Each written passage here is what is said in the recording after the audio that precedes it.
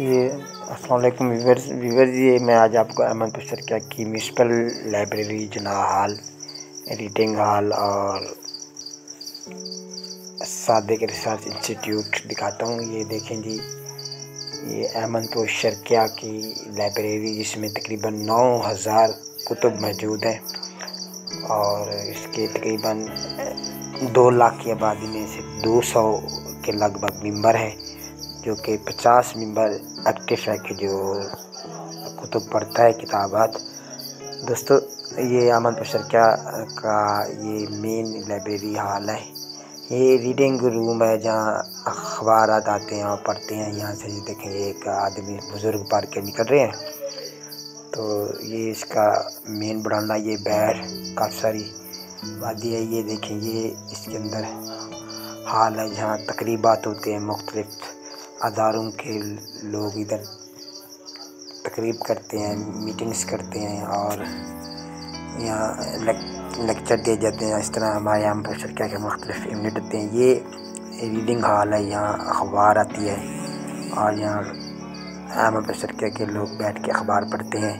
जिस तरह यहाँ देखें, यहाँ तमाम अखबार आ जाते हैं। ये एक रूम है, ये म्यूनसिपल लाइब्रेरी अहमदपुर ईस्ट। यहाँ देखें, ये कुछ अखबार पढ़ने वाले दोस्त इस टाइम इधर मौजूद हैं। तो आगे चल के मैं आपको लाइब्रेरी में भी ले चलता हूँ और लाइब्रेरियन की बात सुनेंगे। ये देखें, यहाँ अखबार खड़े होके भी, अब सर्दियाँ हैं तो अंदर रखी हुई, लेकिन बाहर बरामदे में पढ़ा जाती है अखबार, धूप आ गई है। तो ये लाइब्रेरियन का कमरा है जहाँ कुतुब जी, यहाँ कुतुब मौजूद हैं और लाइब्रेरियन भी बैठे हुए हैं। इनका नाम अबू बकर अंसारी साहब है।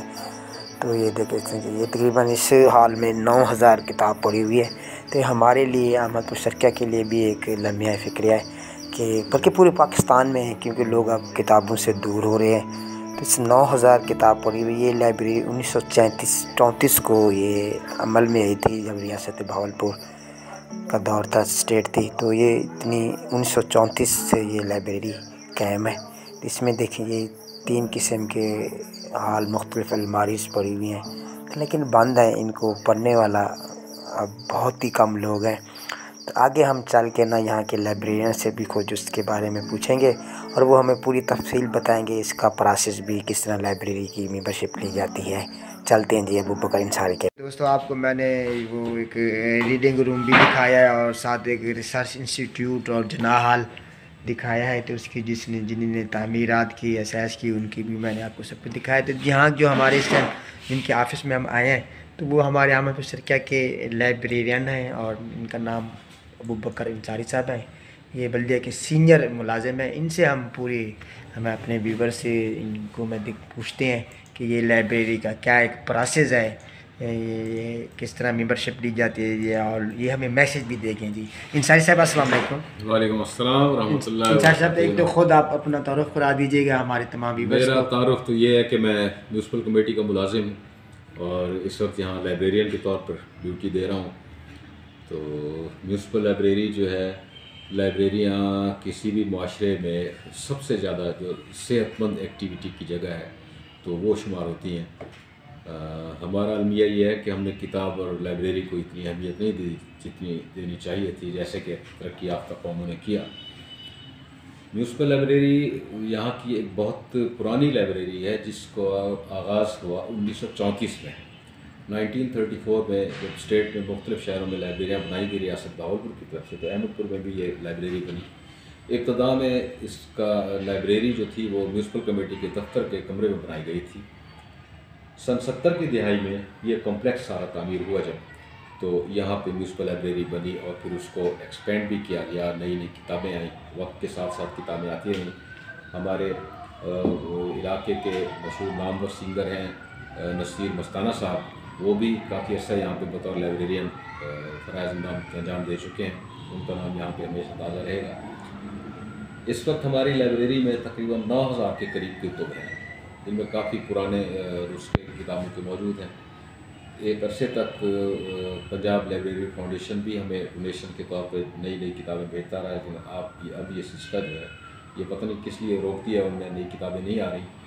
तो जो किताबें हैं उनको हमने यहाँ पे संभाल के रखा हुआ है, तो लोग आते हैं पढ़ने के लिए। अफसोस इस बात का होता है कि 2 लाख की आबादी है अंदरून शहर की, इस वक्त अर्बन एरिया की कमोबेश, और उसमें 200 मेंबर भी हमारे लाइब्रेरी के नहीं हैं। और जो मेंबर हैं हमारे 150-200, उनमें से एक्टिव मेंबर जो हैं वो 50 के करीब हैं, जो बाकायदगी से आते हैं, किताबें लेते भी हैं, पढ़ते भी हैं। अब हमने कैंपेन शुरू की है नौजवानों को किताबों की तरफ माइल करने के लिए। हम उनको इनवाइट करते हैं यहाँ पे, उनकी काउंसलिंग करते हैं, उनको समझाते हैं कि आपको किताब पढ़नी चाहिए और कौन सी पढ़नी चाहिए ये भी साथ बताते हैं। तो उसका हमें पॉजिटिव रिजल्ट मिला है। काफ़ी नौजवान जो हैं वो अब हमारे मेंबर बने हैं। ख़वातीन भी यहाँ आती हैं, किताबें ले जाती हैं, पढ़ती हैं, स्टूडेंट्स आते हैं।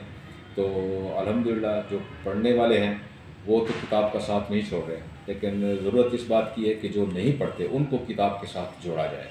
हमारी कोशिश जारी है। तो इसमें कम से कम वालिदैन को अपना किरदार अदा करना चाहिए कि वो अपने बच्चों को किताब की अहमियत के बारे में बताएं और उन्हें किताब की तरफ ले आएँ। मोबाइल फ़ोन ने बच्चों का सबका वक्त जो है वो स्नैच कर लिया है, तो हमें दोबारा किताब की तरफ लौटना होगा।